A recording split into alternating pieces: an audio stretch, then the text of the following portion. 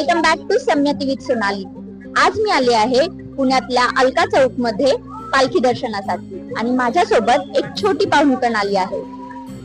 नमस्कार, माझं नाव आहे मायरा श्रीधर चव्हाण. मी पण दर्शनाला आली आहे.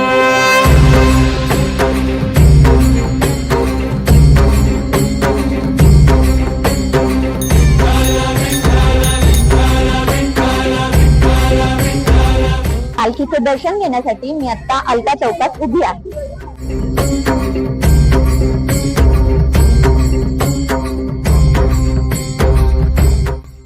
तुला माहित आहे पालखी कुठे जाते ते? पालखी आळंदीवरून पंढरपूरला जाते. अरे वा, अजून एक सांगू?